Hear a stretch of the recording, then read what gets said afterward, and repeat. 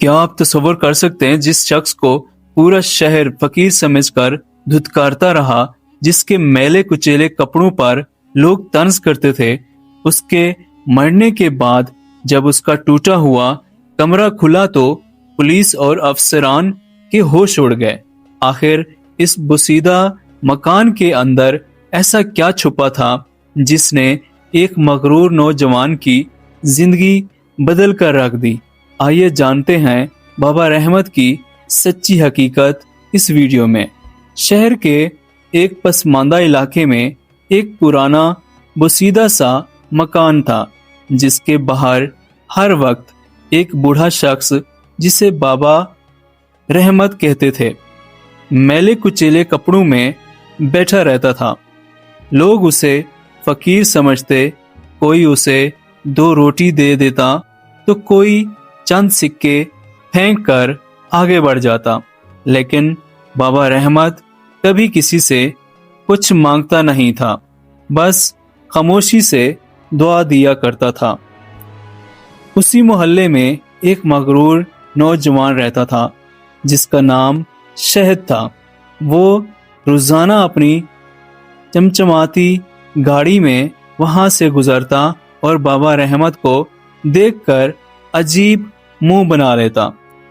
ایک دن شہد کے دوستوں نے مذاق اڑایا تو شہد نے بابا رحمت کے قریب جا کر طنزاً کہا، او بابا، ساری زندگی یہاں سڑک پر بیٹھ کر ضائع کر دی، کبھی زندگی میں کچھ کمایا بھی ہے یا صرف لوگوں کے ٹکڑوں پر پلنا سیکھا ہے؟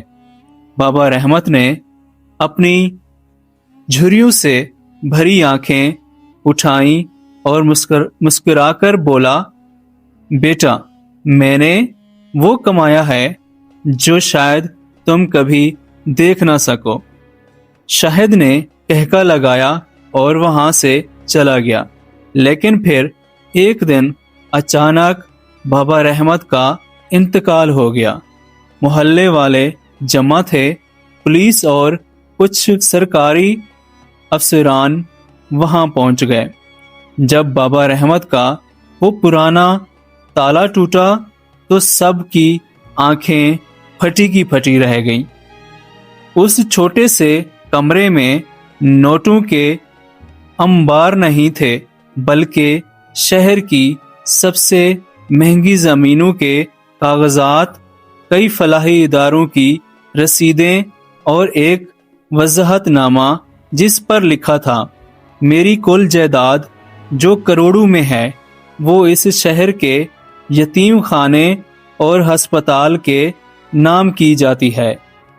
شہد وہیں کھڑا تھا، اس کے پاؤں تلے سے زمین نکل گئی۔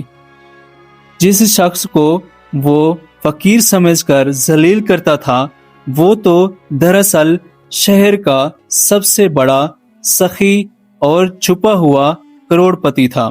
اس کہانی سے ہمیں یہ سبق ملتا ہے کہ کسی کے ظاہری حال کو دیکھ کر اس کی اوقات کا اندازہ مت لگائیں، کیونکہ بعض اوقات سادہ لباس میں بہت بڑے انسان چھپے ہوتے ہیں۔